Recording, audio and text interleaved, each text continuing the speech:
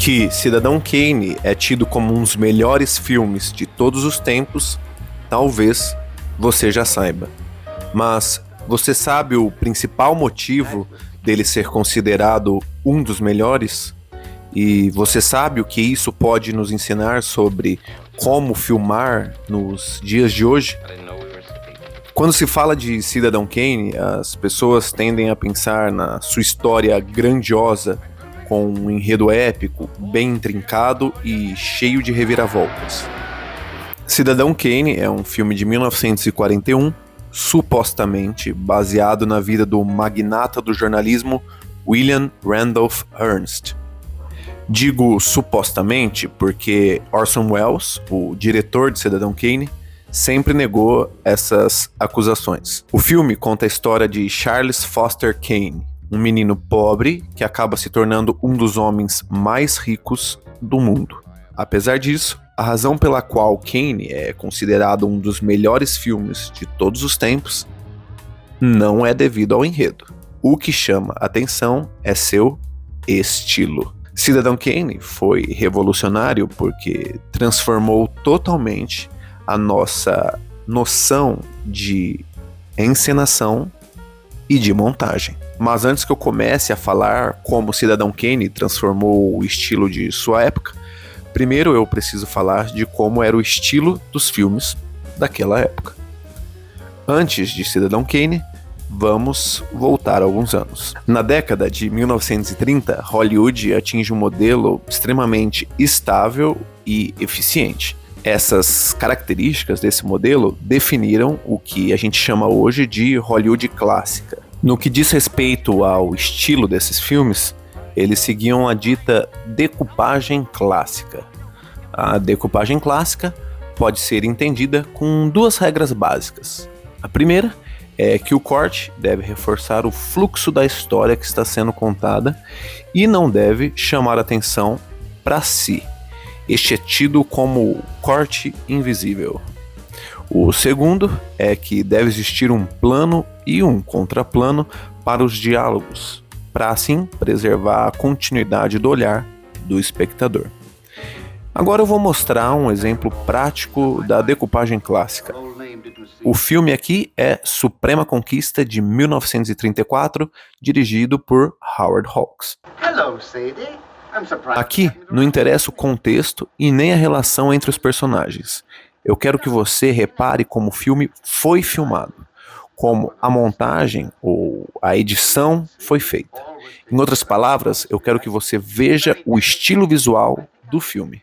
A gente começa com um primeiro plano mais aberto para revelar onde os personagens estão localizados. Agora temos um corte invisível pelo movimento. Repara como ela fecha a porta e aí a gente tem um corte para um plano mais aproximado. Outro corte pelo movimento. Ela levanta os braços e começa a andar, temos o corte. Quando ele começa a emitir sua fala, a gente tem um plano mais aproximado para quando ele levanta as suas mãos.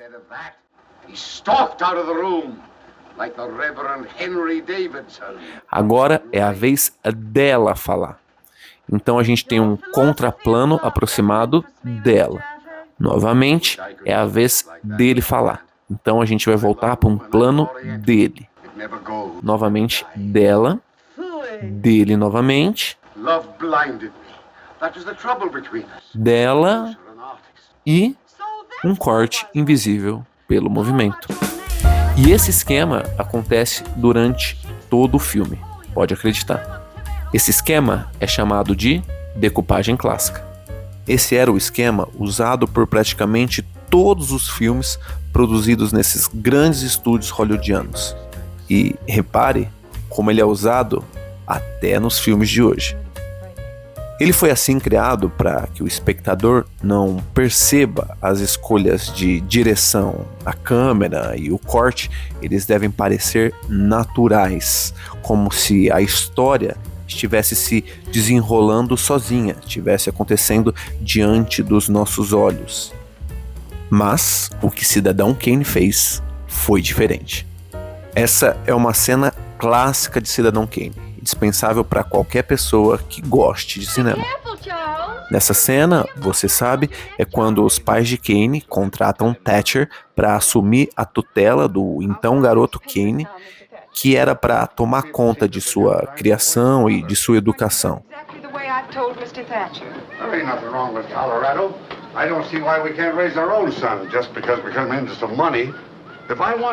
Enquanto os pais de Kane e Thatcher discutem o contrato ali dentro da casa, o jovem Kane, ele brinca alegremente com um trenó na neve lá fora.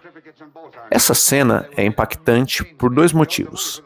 Primeiro, porque Orson Welles opta por não cortar durante toda a sequência da conversa. Segundo, devido ao uso da profundidade de campo. Como você pode notar, a gente pode ver tanto Kane brincando no fundo, como os adultos decidindo o seu futuro em primeiro plano. Se essa cena fosse seguir a decupagem clássica, Welles teria que escolher entre cortar em um plano aproximado dos pais e, talvez, um plano do jovem Kane brincando ao fundo. Mas Orson Welles e o diretor de fotografia, Greg Toland, a gente não pode esquecer, decidiram filmar essa cena com uma grande profundidade de campo. O espectador pode tanto escolher olhar para o Kane, inocente ali, brincando no fundo, como olhar para os seus pais. Para ter esse efeito de foco profundo, ou seja, onde tudo fica em foco, é necessário que tenha uma pequena abertura de lente e que o plano seja filmado em uma lente grande angular. Aquelas lentes mais curtas de comprimento, sabe? Que dão a impressão de um olho de peixe. Aquelas lentes que no seu smartphone está marcado com um 0.5. Pois é, essas são as lentes grande angulares. Além dessa cena, certamente, existem muitas outras durante todo o filme. Essa agora é uma cena icônica onde, bem mais tarde no filme, a esposa de Kane tenta suicídio. Filmada em foco profundo e sem nenhum corte, Welles deixa o espectador decidir para onde ele quer olhar novamente. Em primeiro plano, temos a mesinha com a overdose de remédios que a esposa de Kane tomou. No outro plano, temos o foco na esposa de Kane, imóvel, e ali no fundo temos Kane tentando arrombar a porta e entrar no quarto para salvar a sua esposa. A tensão da cena se dá justamente no espectador alternando o olhar entre ela e Kane. É claro que há certo virtuosismo na profundidade de campo em detrimento da decupagem clássica, já que a profundidade de campo em um plano longo permite ao espectador maior liberdade para explorar todo o quadro.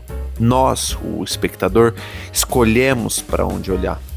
Em uma decupagem clássica, o espectador fica menos ativamente escaneando e observando. A decupagem clássica, ela é mais simples, ela destaca para o espectador o que é importante, frequentemente em um close-up ou em um corte bem aproximado do rosto dos personagens. E o que isso ajuda na hora de filmar? Você deve estar se perguntando. Outro dia eu estava vendo As Pontes de Madison, do diretor e ator Clint Eastwood. O filme é um romance que narra um breve, porém intenso encontro entre duas pessoas que, apesar de profundamente conectadas, pertencem a mundos diferentes. Francesca é uma dona de casa que vive no interior de Iowa com seu marido e 2 filhos adolescentes. Ela leva uma vida simples, rotineira e silenciosamente frustrada, marcada pelo conformismo. Durante 4 dias em que sua família vai viajar, ela conhece Robert, que é um fotógrafo da National Geographic, que está na região de passagem para fotografar algumas pontes ali. Robert é tudo que Francesca não é. Here is some kind of photographer or something.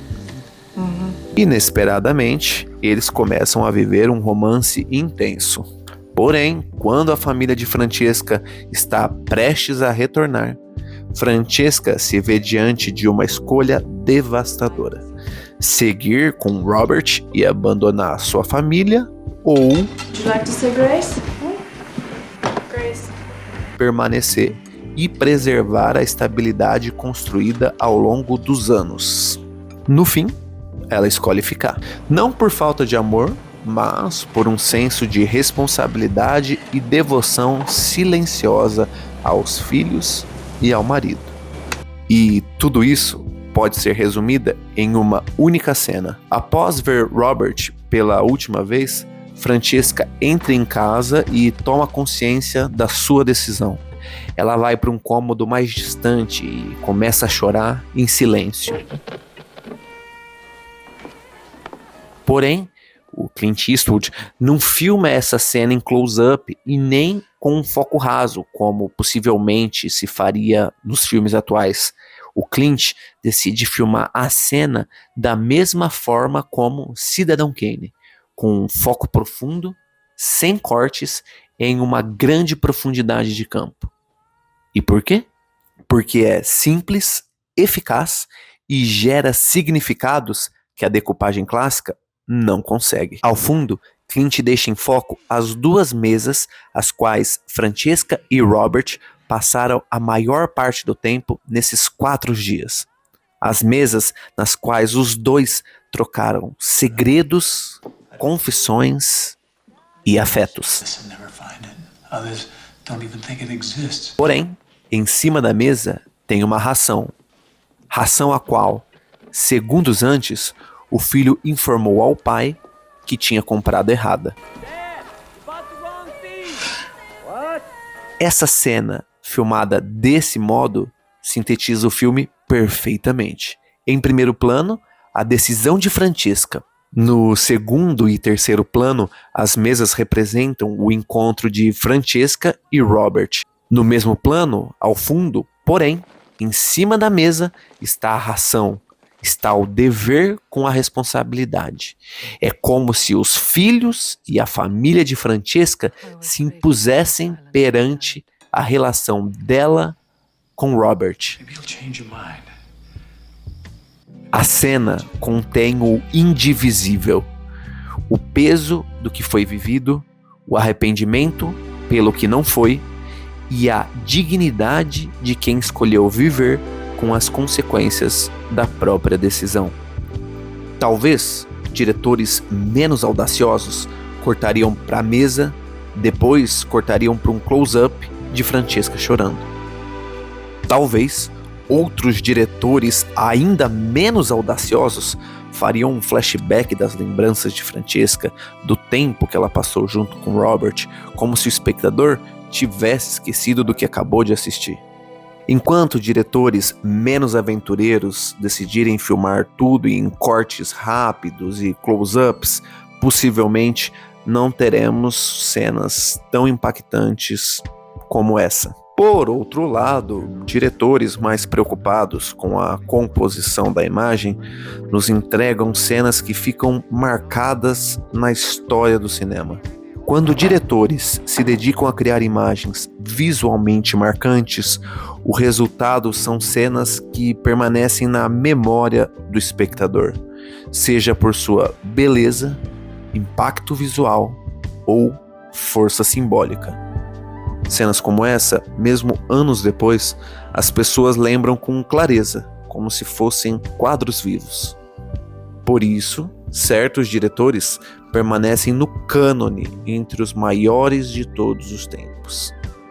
E aqueles que se aventurarem mais em explorar a encenação cinematográfica, pode ser que aprendam algo com isso.